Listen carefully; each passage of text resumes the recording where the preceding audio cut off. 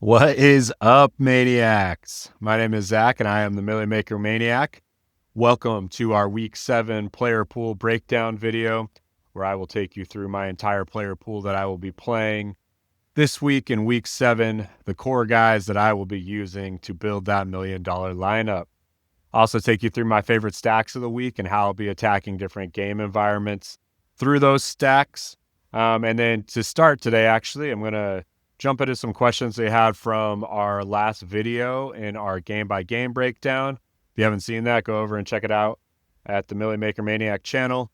But a few questions I want to address that came from the comments. Live Free University asked, how do I determine ownership percentage? So I have a few tools. I use the DFS Army optimizer and the DFS Pass from the Fantasy Footballers optimizer. Both of those include their ownership projections. So those are never right. They're generally in the right ballpark, but they're never exactly right. But it gives me a good idea of where ownership percentage is going to be coming in. If you watched the show before, you know that I'm not worried about ownership percentage. At the end of the day, to build a $1 million winning lineup, you have to build a lineup that scores the most points. It does not matter how owned that player was, how high of an ownership percentage they had. It just matters how many points they score. Now, it is nice to have an awareness of where people are coming in at.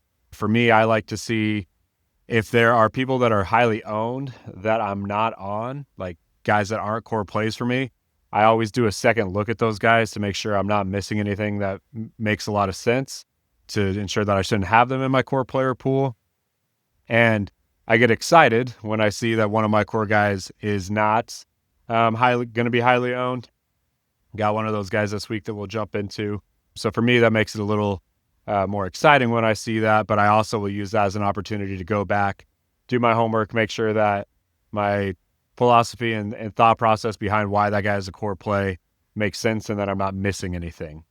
And then how do I take that into building my lineups and what's the math behind that? Really, it's an inexact science. Like, I use the optimizers to show me some lines that it would take. I've used stochastic in the past as well, some of the simulators like that.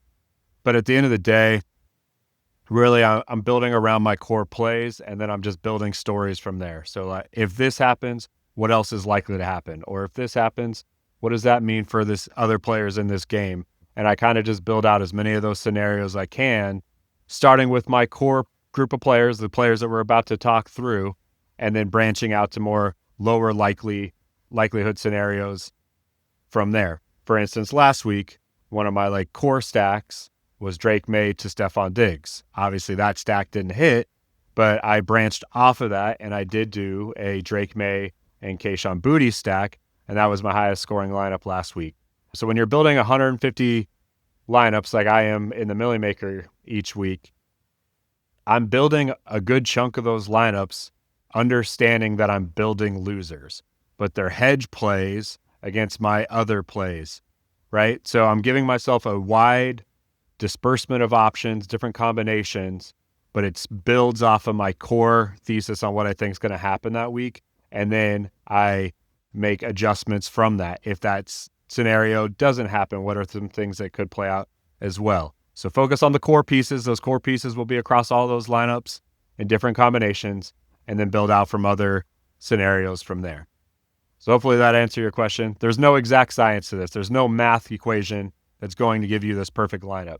The amount of variables that are in every single football play are immense, from the coach calling it to every single player, all 22 players on the field doing their job at a high level or not doing their job at a high level impacts these scores. So all we can do is look at as much information as we can and give ourselves a framework of what we think is likely to happen based on previous matchups and grades and things along those lines. But at the end of the day, every single week is unique.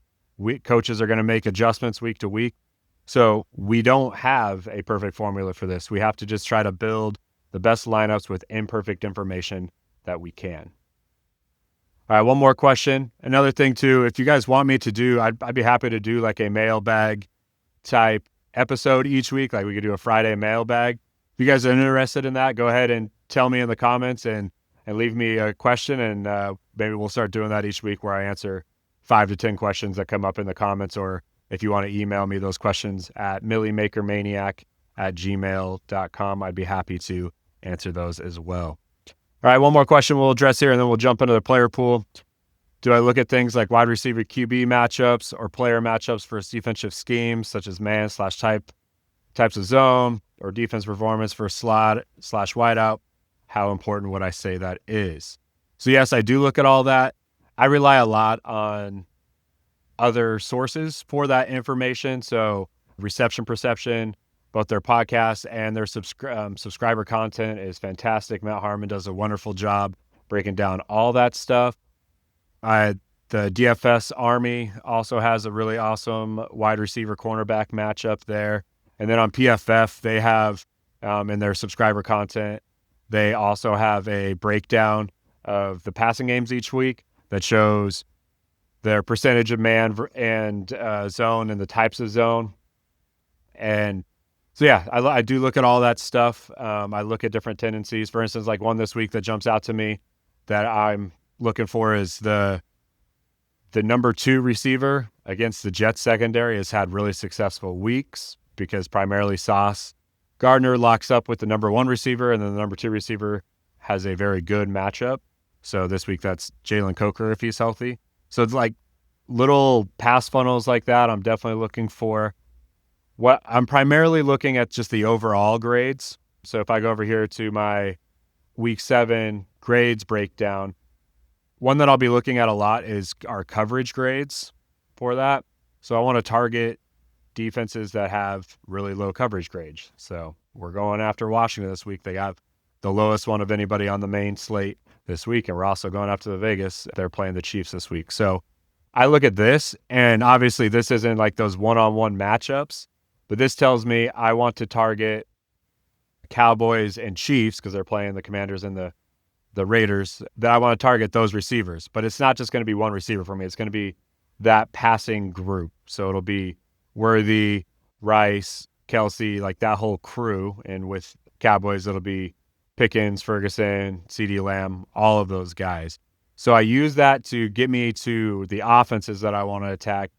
And then I do look specifically to see if I can find stuff that is better for wide receiver 1 or wide receiver 2, or if that wide receiver is better against zone or man, and what the tendencies are of that defense. Like I'm looking for things that will nudge my percentages one way or the other. Obviously, like Pickens actually is much better against man than he is zone. So when he's playing a heavy man team, those are weeks that I like to target Pickens. A little nuanced stuff like that, but I'm also going to have Pickens in lineups every single week. I'll just adjust that percentage a little bit based on how favorable the matchup looks.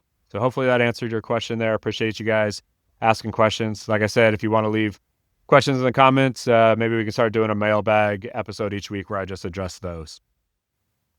Let's move into our player pool now. We'll go position by position first, and then we'll come back to these stacks, and I'll walk you through that. So first, at quarterback, our 4 main guys are going to be Patrick Mahomes, Jaden Daniels, Dak Prescott, and Drake May. All 4 guys feel very confident about this week. I'm pretty confident that, honestly, 2, maybe all 4 of these guys are going to be top 5 this week. I'm very confident that QB1 is in this grouping. I'll be building 20 lineups with each of these guys. Mahomes just has an amazing matchup against the Las Vegas Raiders, and he gets Rashee Rice back, who's completely healthy. The suspension might be a blessing in disguise for them, as he got 6 extra weeks to get healthy and get that knee right. So I think that he's going to hit the ground running. He's way underpriced. We'll see Rice when we get over to receivers at 5,600. He is way underpriced. He should be much closer to 7K. But I kind of get the feeling that the Chiefs want to kind of make a statement to the league that they're back. I think Patrick Mahomes is one to get that MVP trophy again. And I think this week is going to be one of those performances that gets that conversation going. The defense for the Raiders is really bad, as we saw with their coverage grade, the second lowest in the main slate. It just looks like a great spot for the Chiefs. The only thing that scares me a little bit from Mahomes this week is they also have a really good run grade versus the run defense of the Raiders. So I could see where like Mahomes has a big game, but maybe like 2 or 3 touchdowns go to Hunt and or Pacheco. So I'm going to mix those guys in just a hair because it's hard for them to hit 25 points because they're split in the backfield.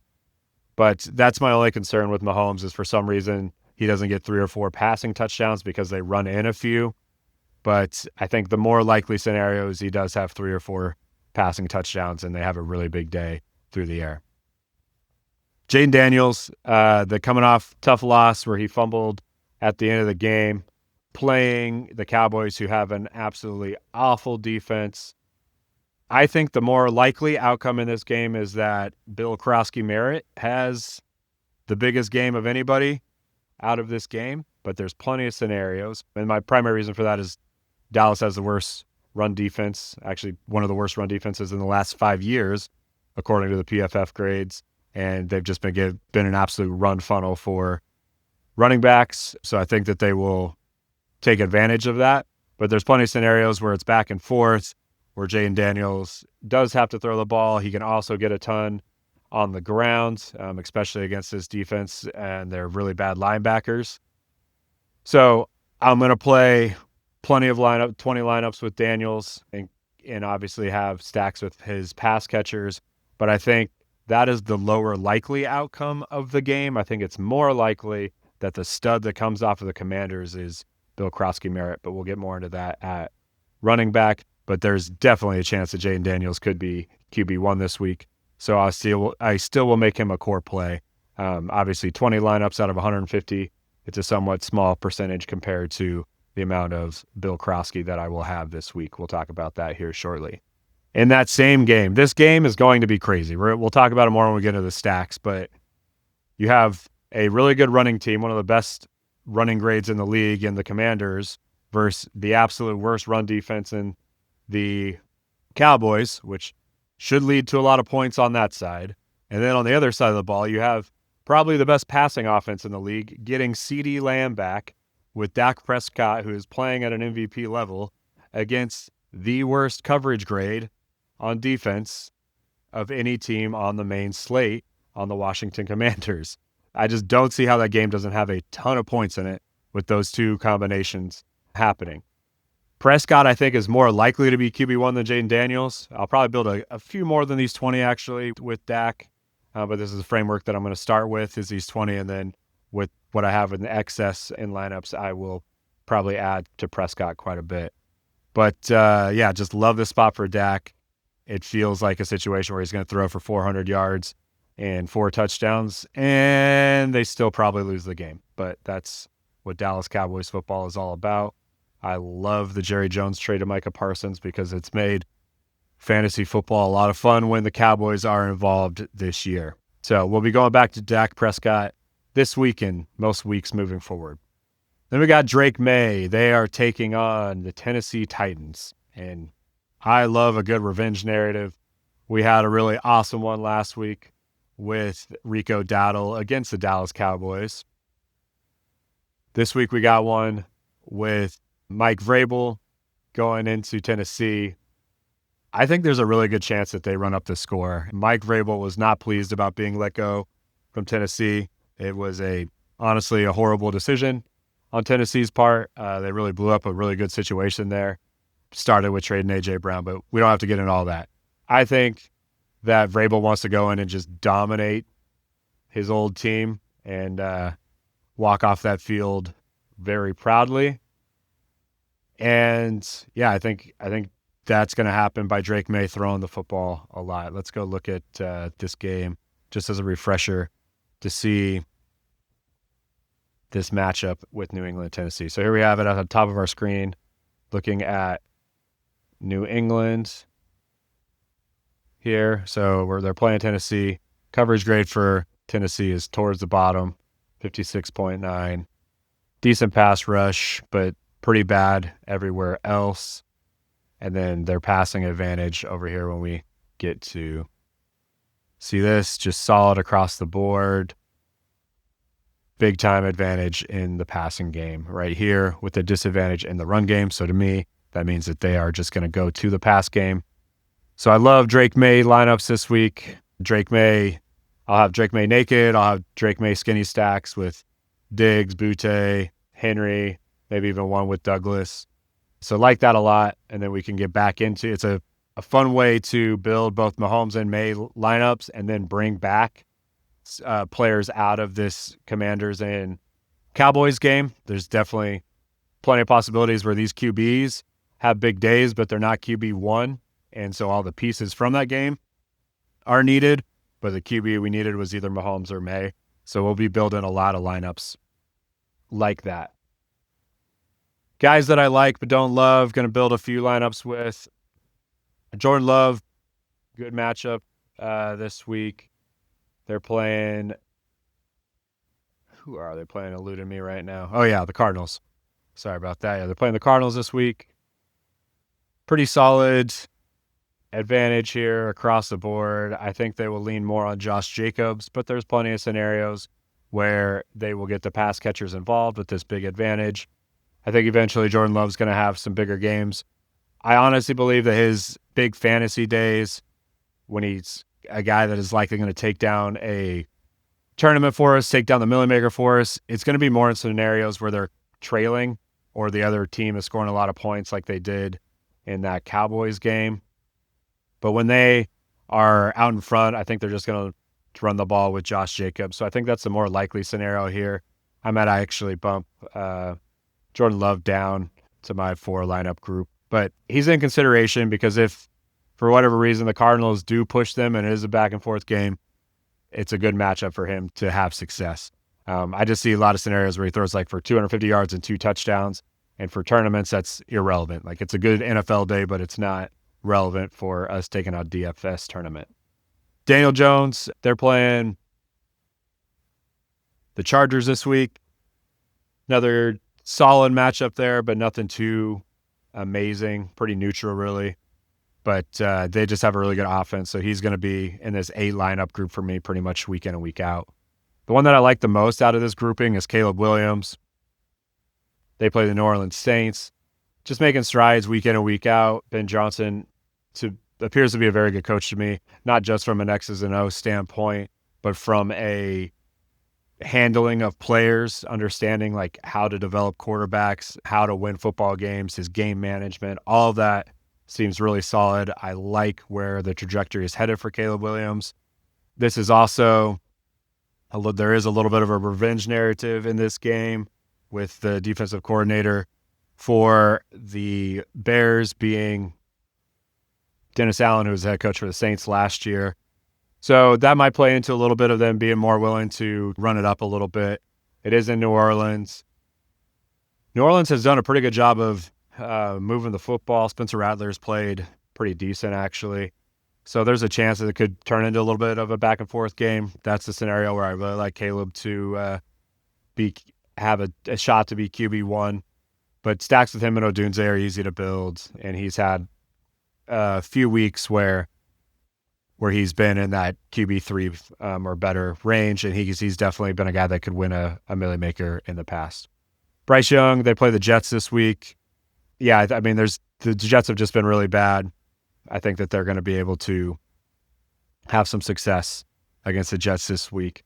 Again, I think I'm pretty confident that it's going to be one of these 4 guys that is QB1, but there's possibilities that these guys could sneak in. If Bryce Young were to be a guy that was like QB1 at 5,300, it'd be really hard to beat any of the lineups that have these guys, or it would be really hard for people to beat a Bryce Young lineup with these guys.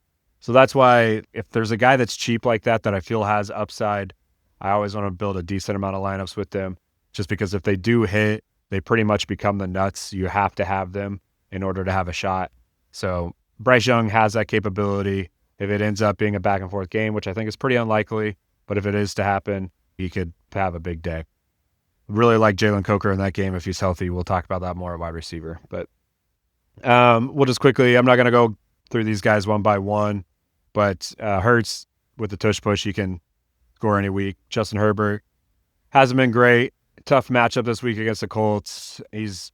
Can go off any week, could always throw 3 touchdowns out of nowhere, but I don't think it's this week. He needs his O-line to get healthy, and just this isn't a great matchup for him. Justin Fields has been terrible, but he's been okay in fantasy. They have no weapons this week, so Fields naked. See, he runs for 100 yards and throws for 1. Like, he could be in play.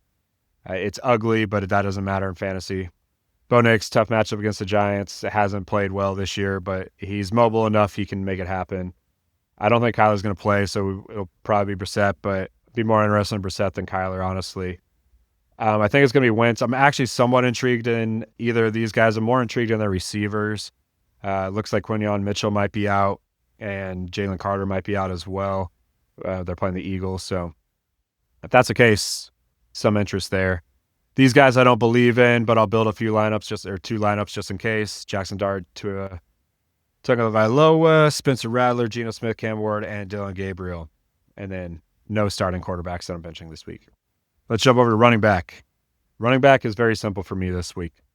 Pretty much these 3 guys. Josh Jacobs, Bill Kraske, and Quinshon Judkins. I just feel I don't understand how everybody else isn't on JCM. Bill put up a 31 spot 2 weeks ago. He was still the main guy even after fumbling for him this weekend, or on Monday Night Football, I mean. And he's playing the worst run defense, probably the worst run defense we've seen in the last 5 years, and that includes the Panthers' run D last year. I don't necessarily think that Rico Dowdle is a better player than Bill Kraske-Merritt.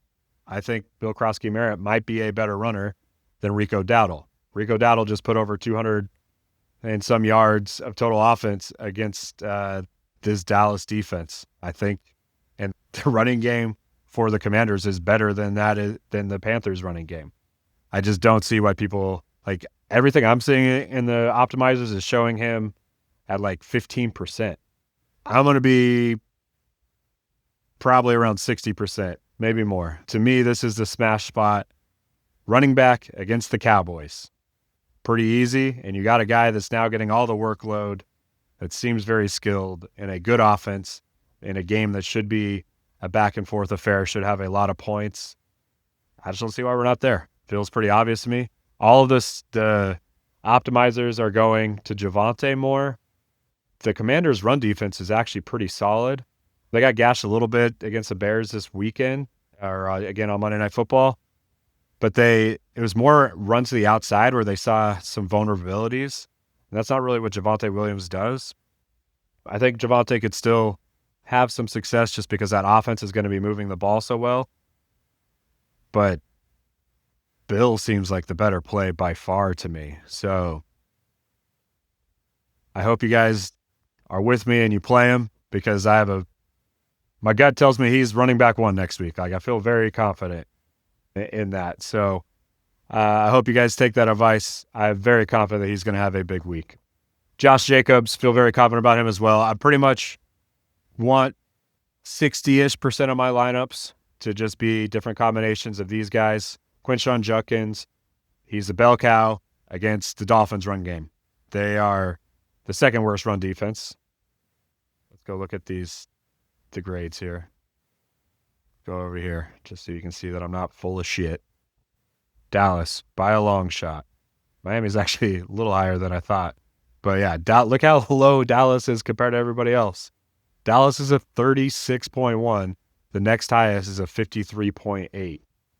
Miami's at a 60, so like they're kind of in the same grouping here. Yeah, but their tackling grade combined with the running grade, that's been part of why they've been giving up really big games with one of the lowest tackling grades in the league.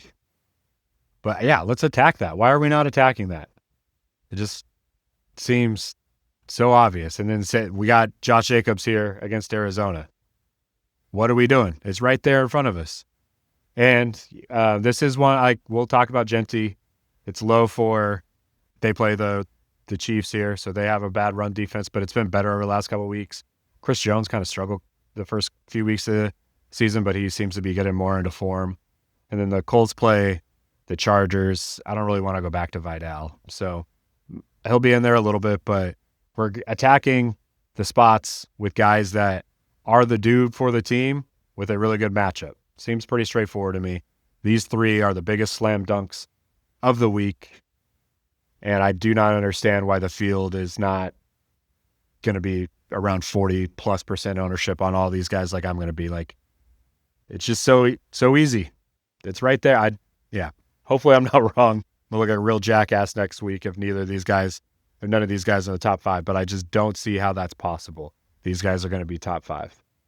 Genty is somewhat intriguing to me. I think that a scenario that could play out that would be really awesome for fantasy football would be if the Raiders come out and just feed the ball to Genty and somehow they score a couple quick touchdowns and we can get out to like a 14-0 or a 14-7 lead. And then they just feed Genty the rest of the game with that run defense advantage that they have in that matchup against the Chiefs. And then the Chiefs are throwing the ball in comeback mode and it's just kind of back and forth, high scoring affair, but it just run through Genty. He's by far their best player. Colton Miller won't be back, which is a bummer. That their offensive line is bad. So when we look at this like overall matchup here, go to, here it is down here. So we look at this actual matchup when we get to the run grade. Vegas has an advantage, but it's not huge because their O-line hasn't been good. But it's still an advantage, and this is one of the few times all year that Genty's had this. The only other time was in the Bears game, and we saw what he did in that game. So, yeah, I want to mix Genty in for sure. Rico, I'm a little nervous about, especially if Chuba plays. I'm going to move him in over here to my just okay plays. The thing about Rico, yes, he's been a badass for 2 straight weeks, but he has played the Miami Dolphins and he has played the Dallas Cowboys, and he's got roughly 30 carries in both of those games. If Chuba comes back, I think it's going to be much closer to like 17, 18 carries, and Chuba gets somewhere around 13 carries, somewhere in that ballpark would be my guess. They're not going to just go away from Chuba. He's done a lot for that team. They signed him to a long extension. He is a captain for that team. They're not just going to say, Rico, it's your job. I could definitely see a scenario where like down the stretch, if Rico has a hot hand, he becomes the guy in the second half, but that makes it much harder to get to that 25, 30-point number that we need from our running back to have a shot to win the Milly Maker. So they have a decent matchup this week against the Jets, not nearly as good as the matchups previously. So something to just be aware of. Like obviously his ownership percentage is looking like it's still going to be high. If Chuba's not playing, I'll definitely go back to him somewhere in that 15% range. If Chuba's playing, I'm going to have less than 5% Dowdle. Javonte, it's not the best matchup for him, but there's going to be a ton of points scored in that game. There's plenty of scenarios that can play out where he gets 2, maybe even 3 touchdowns. So we can't not have him in our mix when we look at that game. So we'll mix him in there. Saquon Barkley, this could be a breakout week. With all my core plays at quarterback, so the 4 main guys, I'm going to build at least one lineup with each of these guys. Barkley is one of those guys that I might build a couple with. I just think they're going to try to get back to the basics, give him the ball, run the ball, and win with defense is what I think their objective is going to be. So you could see him breaking a couple. They're playing in Minnesota, so in a dome, so you would expect that to be a good track for them. Scotabo has a tough matchup, but he is the bell cow. Breece Hall is pretty much all they have for the offense. So I don't think they're going to have much success this week, but if they do, it means that he had a good game. So we'll mix in a few lineups that with that scenario build out.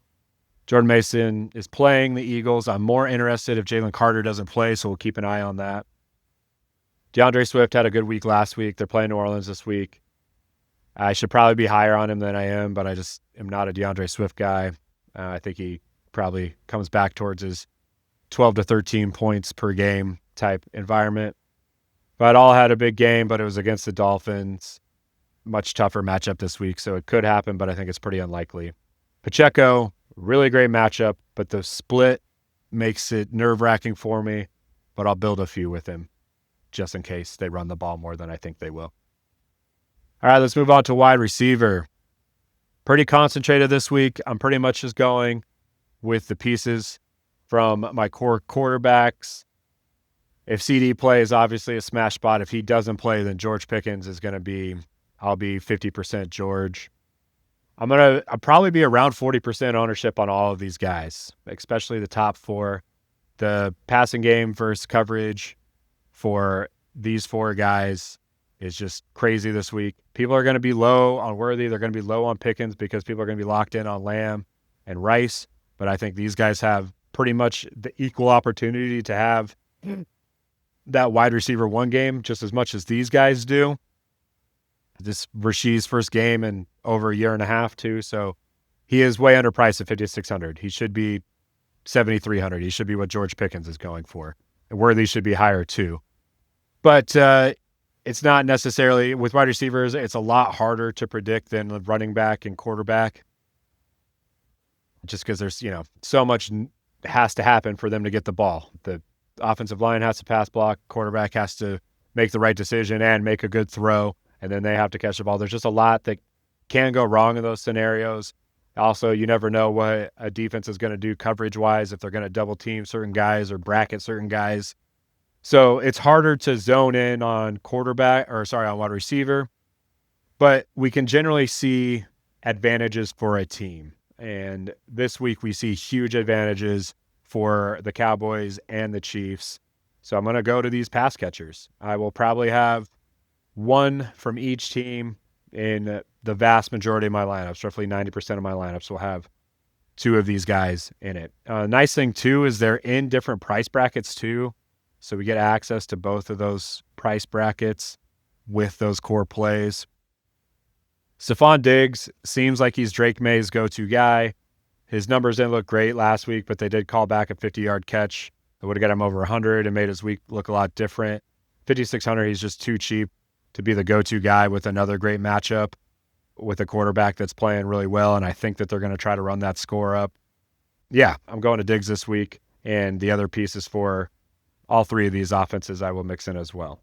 I really think that the Commanders game is going to really run through the running back, through Bill.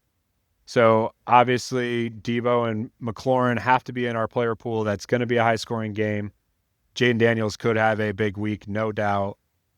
So we want to mix them in. I'm going to get 10 to 25%, but it's a little bit harder to go into those guys thinking you get 30 to 40 points compared to these two guys. It just feels like it's much more likely to happen on the Cowboys side than it is on the Commanders side, but it could happen on the Commanders side. So we will build lineups, plenty of lineups with these guys in it too. And Jordan Addison stands out to me quite a bit. Him and Jefferson, like, their boom games aren't that different. Like, if we go back and look at 2021, look at these few of these weeks. Like, yeah, here's a week where in week 14 where Addison and Jefferson both had big games, but Addison had the better game. There's another one that week Jefferson did it. There's another one in this range. Yeah, Jordan Addison right here. He was wide receiver one that in week 12. There was one more in here, but moral of the story, he's had some big weeks. He can put up Milly Maker winning scores. So week in and week out, I want to have him. And this week, they're playing the Eagles, who theoretically we thought the Eagles were going to have a really good defense, but it hasn't been great. They lost a lot of pieces. You just had Montez Sweat retire in the middle of the season. Or not Montez Sweat, Xavier Smith, I think. I'll have to, sorry for not having that one. I'll have to look that up. But they had a defensive lineman just retire in the middle of the week. It doesn't look like Quinton Mitchell is going to play. So it's a less scary spot than what we initially thought it would look like. And Jordan Addison's a guy that we saw can put up 40 at 5,100. To me, that's a guy that just need to have in a lot of lineups. Dobbs and Golden both, I like. It's a good matchup for them. They're cheap. So I'm going to sprinkle them in across lineups.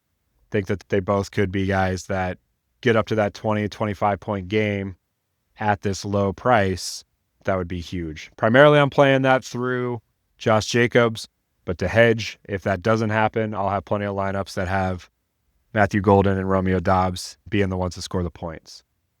These are guys that I'm going to mix in a little bit. Justin Jefferson, Tedero McMillan, Jalen Waddle, Ladd McConkey, Cortland Sutton, QJ, AJ Brown, Devontae Smith, Keenan Allen, DJ Moore. We'll see if he's going to be healthy. If he is not healthy, if he isn't able to play, Luther Burden becomes very interesting at 4,300. And we also got Michael Pittman in our okay plays. Really just feel like these three offenses have a huge advantage, and that's where I want to focus my energy and then sprinkle the rest of these guys in.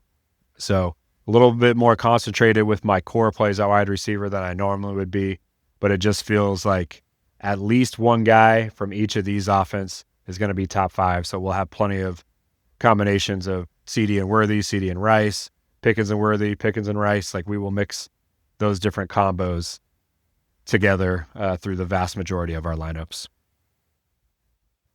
All right, let's get over to tight end. Tight end is a little bit more spaced out for me.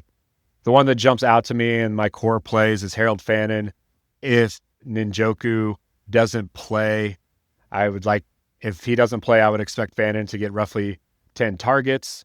It does scare me a little bit that I would be so heavy on the Browns, but they're playing the Dolphins. I feel like this is by far their best matchup of the year. Harold Fannin is the go-to guy for Gabriel, with or without Njoku, but if Njoku's out, Fannin will probably be my highest rostered tight end.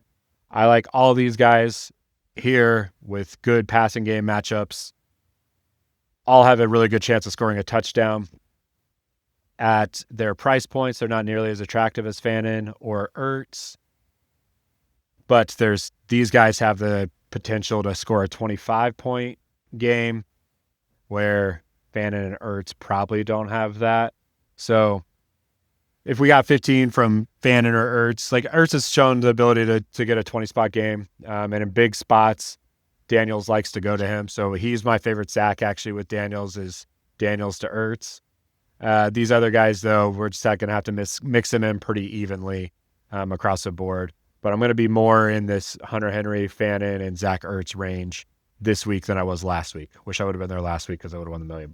But I didn't punt at tight end, not one time. And because I didn't, I cost myself $1 million. But that's besides the point. We'll get it back this week. It's a guaranteed silicone lock of the century. Week 7, we're going to be millionaires. Other guys that are intriguing, Dallas Goedert's been really good. Mason Taylor, they have nobody to throw to, so he should get the most targets. Interesting punt play. If QJ's out, Gadsden's very interesting. If DJ Moore is out, Loveland is also very interesting as well. Not playing Trey McBride at his price. Just think there's cheaper options that have just as much, if not more, upside from him. And then on defense, doing it back-to-back weeks. Going to go roughly 100% Browns. These matchup stats are crazy. It's one of the biggest advantages I've ever seen. Let's look at this pass block versus pass rush, or pass rush versus pass block. It's nearly double any other team. And then their just overall defense is a big advantage. Also have an advantage in special teams. So all of that lines up. It's just like, you look at any of the other teams that have a good pass rush, their overall defense isn't nearly as good over here. And then the special teams is hit or miss. So to me, Cleveland is the smash spot defense regardless of their price, and they're priced pretty reasonably at $3K. So it just seems easy to get to. Panthers will be my go-to punt defense. The lowest I would go is the Giants with their good pass rush. The Dolphins in that same game, it could be ugly. They're a mix-in. And then the expensive ones that I would consider, Broncos I would be more intrigued in, but the Patriots as well are also an option. Packers and Chiefs are nice, but it's just going to be so hard to get to that price point this week, especially when we're going to have a ton of Pickens and a ton of CeeDee Lamb in our lineups. It's going to be hard to get there.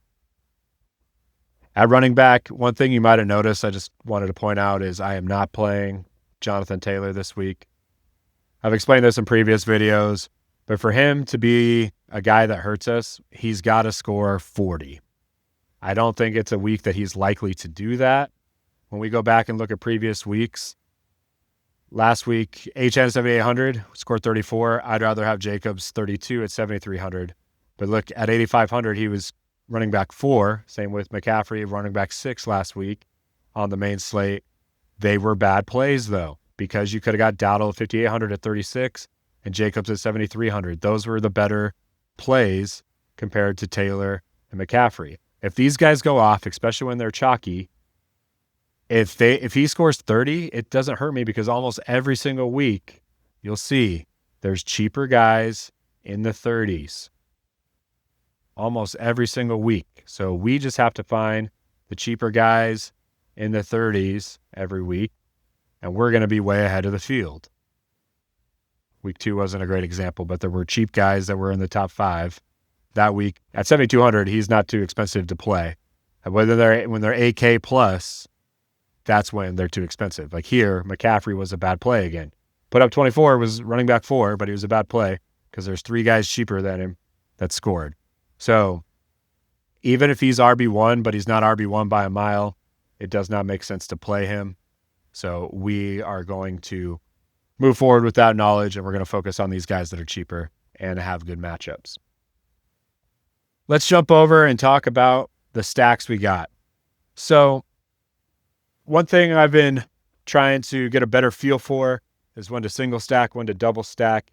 The single stack is by far the more common that is going to be in a winning lineup. And what I mean by that is a quarterback plus 1 pass catcher or plus 1 teammate. So one of my favorites this week is going to be Mahomes to Rashee Rice. I also want Mahomes to Worthy. There are plenty of scenarios when we go back through last year's weeks. We can see plenty of weeks where 2 guys from the same team are top 5 at wide receiver. So T. Higgins, like this was a crazy week. We had Amon-Ra and J-Mo, top 8, Puka and Cooper Kupp, 3 and 6, and then Jamar 2 and 4. So that can happen. Here's one where DJ Moore and Keenan Allen were both top 5. Keenan Allen, DJ Moore, top 7. Addison and Jefferson, top 4. So it happens, but you'll see the vast majority of the time it's a single stack. There's a lot more single stacks that happen every single week. Each week there might be 1, sometimes 2, and in this crazy week like a week 11, sometimes 3 combinations of 2 pass catchers from the same team, pass wide receivers that are together in the top 5. But most of the time there tends to be 1 guy at wide receiver. We'll see plenty of times where it's a running back and a wide receiver or wide receiver and a tight end. It's not nearly as common to be 2 wide receivers, but it does happen. So we will want to build that. A lot of that's just going to depend on that team. So with like the Chiefs, I think the most likely guys if 3 guys were to come out of the game that you had to have that were all top 5, I think it's these 3 guys in Rice, Worthy, and Mahomes. But it could be Kelsey. There's outside chances it could be Brown or Thornton. But really, I'm focused on this group here. Rice and Worthy going to spread pretty evenly across all my lineups. Travis Kelce, I'll primarily just have with Mahomes. Pacheco, just going to have like 8 or so lineups with him with some of my core running backs.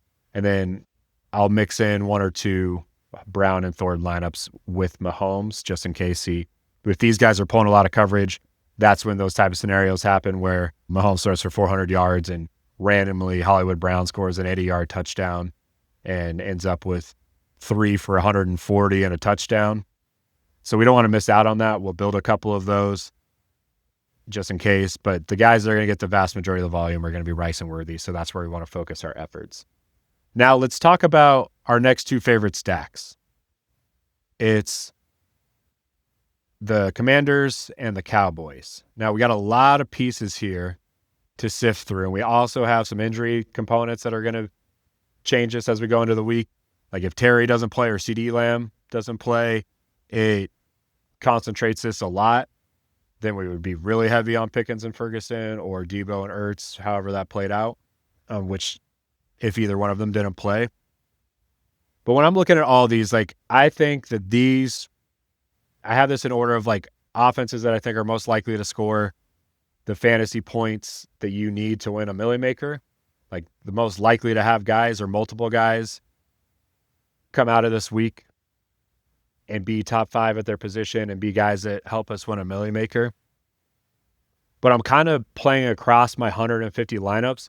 as if I have a best ball lineup with all of these guys. I'm just putting out the finished product, right? So like I'll have one team that's Mahomes and Rice, and then I'll have another team that's Mahomes and Worthy, two different combinations of that best ball team. Say I have both Rice and Worthy, but this week it's Worthy that has a bigger week. So I would have that lineup built. Then I would have, on top of that, I'd have a Bill lineup with the comeback being CD. And then I'll do all of that same stuff. So I do Mahomes, Rice, Bill, and then Pickens. And then I would do Mahomes, Rice, Bill, and then Ferguson. So different combinations, and then we can do two from this game. We could go Bill, CD, Pickens, Rice, Mahomes. We could take two or three players from this game. So when I'm looking at this game, there's a lot of different ways that this could play out. I do not think there's a scenario this week where there aren't at least two guys that come out of this game. I feel very confident in that. The matchup disadvantages or advantages, however you want to look at it, for both offenses are so big. I just don't see how there's not roughly 30 points scored by both teams. It's just too big of a disadvantage. And if that occurs, there's going to be guys that score 20 plus points. Now, a way that this could play out and this game isn't needed is if four guys in this game score 20 fantasy points, but nobody scores 30. So that's a scenario where like this game goes off, but no player has a huge game because the ball gets spread out evenly. Like CD gets 101 TD, Pickens gets 80 and a TD, Ferguson gets 50 and a TD, Ja'Cory Krosky runs for 80 and a TD, Ertz gets 50 and a TD. That would actually be very usable from Ertz. But Debo gets 80 and a TD. Like those are all scores that are solid, but they're not scores that win a Milly Maker. So I will have, roughly 10% of lineups that don't have players from both teams. I'll probably still have at least one player from this grouping in every lineup, but I'll have a few that don't have a player from both sides. The stack I like the most is Bill, possibly him with a pass catcher, but just Bill and then a bring back of one of these three guys. I'm going to be pretty much just rotating through each lineup, go Bill plus CD, Bill plus Pickens, Bill plus Ferguson, and then repeat. We'll do the next lineup with Bill plus CD, the next lineup with Bill plus Pickens, the next lineup with Bill plus Ferguson. Obviously, when we're building the lineups with the quarterbacks, I'm going to do multiple single stacks with each of these core guys. And you'll notice I didn't bring any other pieces along in this one. One that is kind of sneaky that I forgot to point out on our punt plays over here is Chris Moore. He got a decent amount of touches last night. We can go over here and look at him at wide receiver. Where'd he go? There he is. Ended up with 5 targets, 3 catches, 46 yards, and a touchdown. So if McLaurin doesn't play, I would mix him in to probably 4 lineups with Daniels. 3 lineups with Daniels, and then kind of sprinkle him in maybe 3 or 4 other lineups where I needed a punt play. But if McLaurin plays, the volume's going to these guys. We don't need to mix it around to anybody else. It's going to go to Terry. It's going to go to Debo. It's going to go to Ertz. Those are the only guys that could, in my mind, score enough points to be needed in a Milly Maker. Now, we talk about like somebody might be like, what about Luke McCaffrey? Luke McCaffrey, I think, is actually a pretty solid player. I do wonder why he doesn't get more opportunities because it seems like anytime they throw him the ball, he makes big catches in big moments. But last week, only 1 target, scored a touchdown. But if he's not getting somewhere in the ballpark of 5 targets or so, he has no capability of scoring a 25 spot or even a 20 spot. And at 4K, we need him to get at least to 20 to give us a chance. And I just don't see, he's catching all of his targets, 56 yards. He's like making the absolute most of his targets. He's just not getting enough targets to matter for DFS purposes. Maybe someday he will, but we haven't seen that to this point. I might mix him in one lineup if McLaurin doesn't play, but it sounded like McLaurin's probably going to play. if he does, I wouldn't want to go there. So I think it's very important to think about all those scenarios especially with this game stack, because I think this game stack is going to be involved in the winning lineup. It's just everybody's going to be all over this game, but I think it's going to be necessary. It's going to come down to, did we get the right combo? Last week, we had this similar situation, and I told you guys I was really heavy on Rico Dowdle and Jake Ferguson, and I ended up with roughly 50% of my lineups having that combo. I had about 10% of my lineups had Rico Dowdle with Pickens, which was the one that you needed. This week, I think it's pretty evenly spaced on who it could be.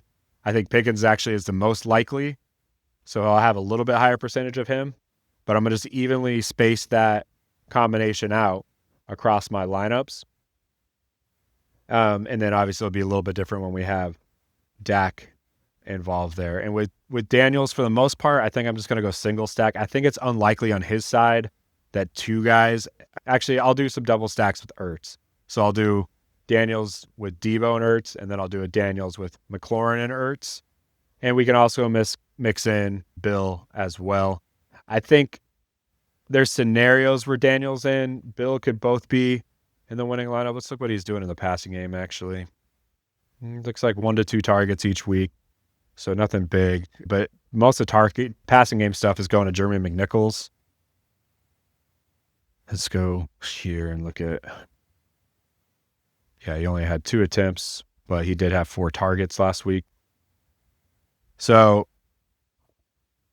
I think there's less correlation between Bill and Jaden Daniels than there is with Javonte and Dak. But there is some, so we'll build some with Daniels and Bill and maybe a pass catcher. But for the most part, I like Daniels to Ertz as a single stack, Daniels to Debo as a single stack, Daniel to McLaurin as a single stack when I do that. I also like, in lineups that I don't have Daniels, doing 2 commanders. So Bill plus one of these pass catchers.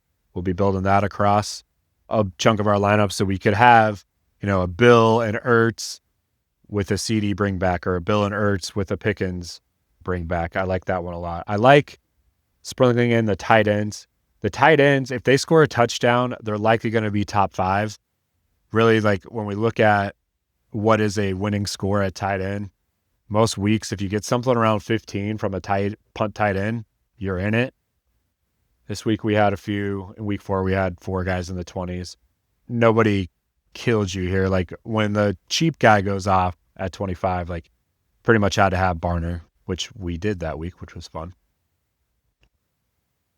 And then, here's a better week showing, like, if you get in 15, like, that's usable.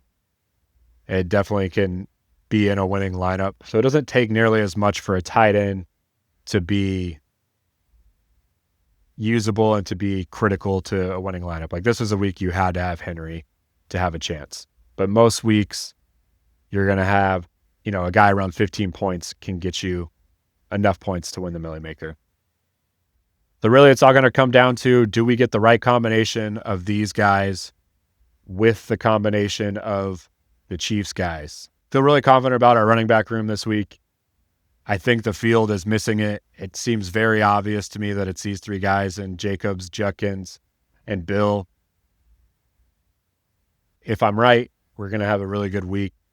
But really it comes down to having the right 2 running backs and the right pieces out of these 3 games, I think is really what it's going to come down to for winning the Milly Maker this week. That really is going to come down to the combinations. It's coming out of these top 4, really these top 5, honestly. And I can just continue down. Top 6, if Drake May is QB1, which is very possible, it's going to come down to the combinations of these offenses that we pull. I'm doing a ton of Quinshon Judkins and Browns. Seems crazy to have the Browns be the 4th highest targeted offense that I'm going after this week. But my thought process behind it, I feel very solid and confident in. Judkins is going to probably get 20 plus carries in this game against a horrific defense. And on offense, especially if Njoku's out, it's very concentrated towards Fannin. He's the guy that you can count on more than anybody else in that offense from a pass catcher's standpoint. And that Browns D just has one of the biggest advantages I've ever seen in the spreadsheet. I'm not going to go away from that. I'm not scared. Like, Tua can throw picks. Like, one of the things I've heard that, gives me a little bit of hesitation. The Browns run a lot of man, and the Dolphins have had a lot more success versus man than they have against zone. But with that pass rush, I don't think it's going to make that big of a difference. And Tua is a guy that can definitely turn the ball over. So this week, I hope the Browns don't let me down. It could happen. Obviously, when we're making bets on bad teams, anything could happen. But I think the Browns are. I think they're going to be aware enough to see that they can win this game by just handing the ball to Judkins and playing defense. Jacobs is the main guy out of the Packers, but I like Jacobs plus a pass catcher.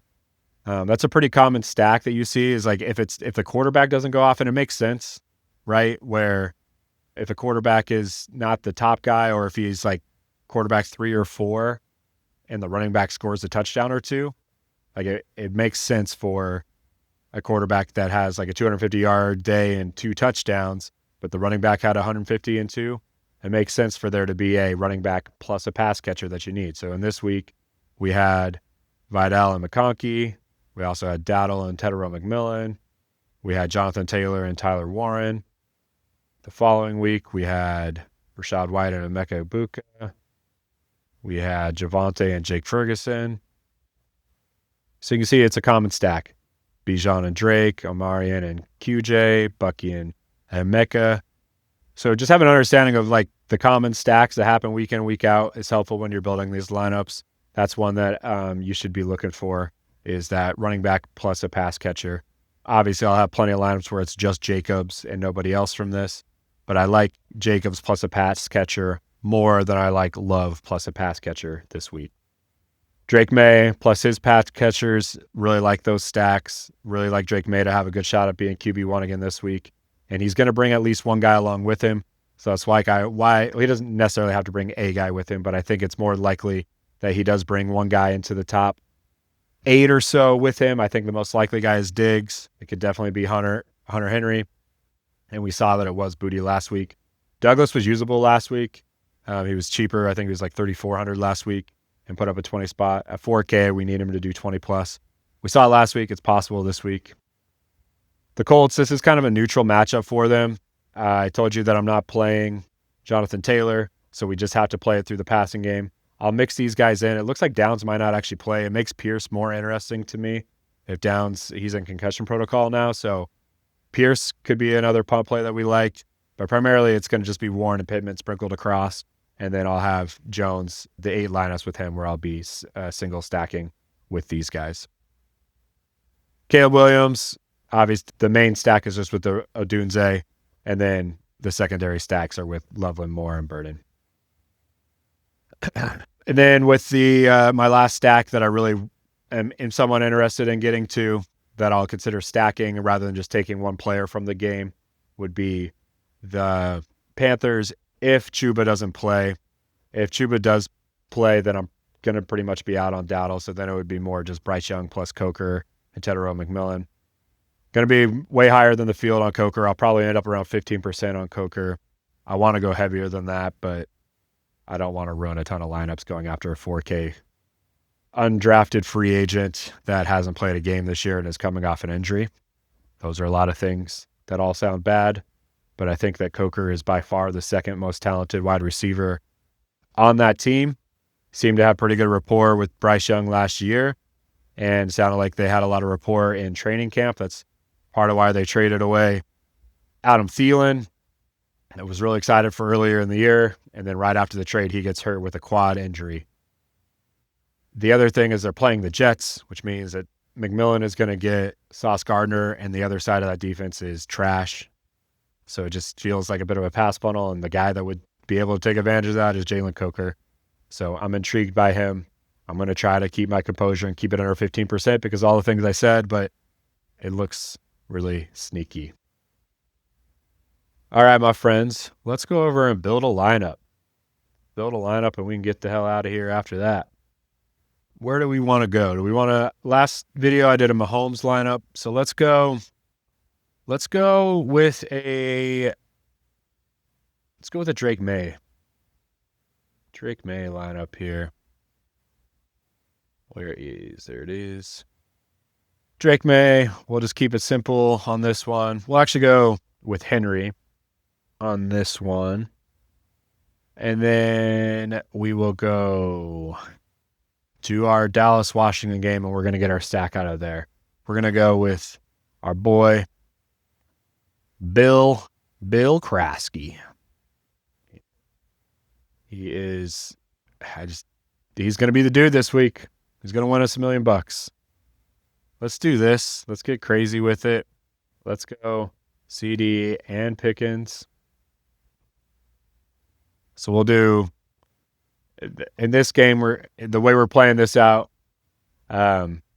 Drake May has the same or higher points than our boy Dak Prescott, but at the little discount that we're getting, we'll take Drake May here to Henry. That stack, we'll say Henry has another 30 spot like he had in I think it was week 2. What week was that? Hunter Henry had the 29. Week 3.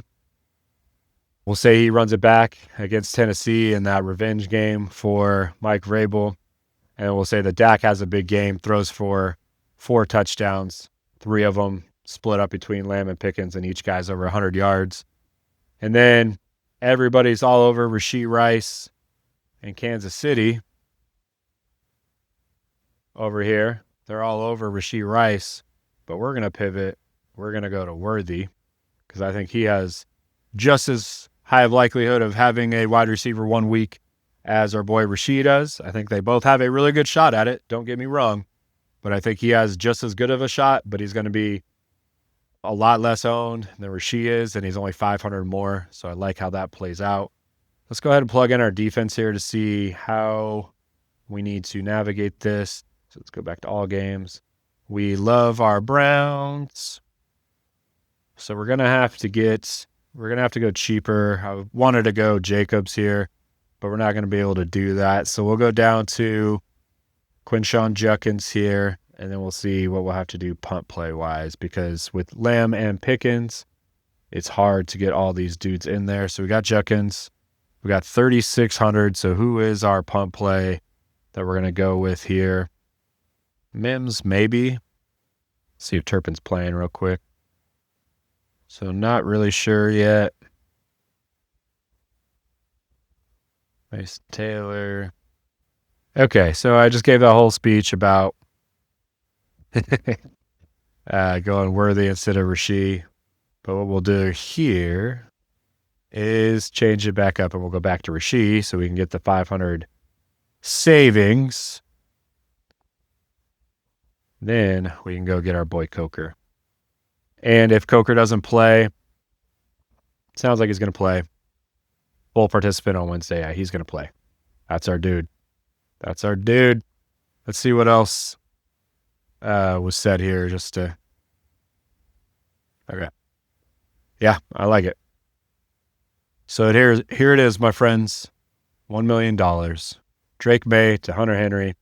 Drake May runs for 2 touchdowns, throws for 2 touchdowns, scores 35 fantasy points. Both those touchdowns go to Hunter Henry, who has 60 yards and 2 TDs. CeeDee Lamb, George Pickens score a touchdown. No, CeeDee Lamb scores 2 touchdowns. They both go for well over 100 yards. Rashee Rice gets 2 tutties in his return, as well as going over 100 yards. Jalen Coker goes for 6 catches, 80 yards, and a touchdown. Is a sick punt play for us. The Browns, strip sack Tua, scoop and score. They score a 15 spot in defense. Quinshon Judkins scores 2 offensive touchdowns. They win 21-0. That's how it plays out, my friends. Oh, and obviously Bill, 130 yards, 2 TDs. The man you have to have at running back. There's the $1 million lineup. Thank you all for tuning in. I greatly appreciate your support. Loving getting to hear from you guys week in and week out. It's been fun growing this channel this year. If you guys are interested in getting any of my spreadsheets, both my player pool and my weekly matchup breakdown sheet that I make, I am happy to share that with you. Just send me an email at millymakermaniac@gmail.com, and I will send over the spreadsheets to you. Also, if you guys are interested in that mailbag type episode, please leave comments with your questions or shoot me an email at millymakermaniac@gmail.com, and I will put together a podcast and answer those questions for you. All right, my friends, good luck in week 7. I hope you get second in the Milly Maker because you know I'm taking it down. Thank you, my friends. I appreciate you. Have a great day, and we will talk to you soon.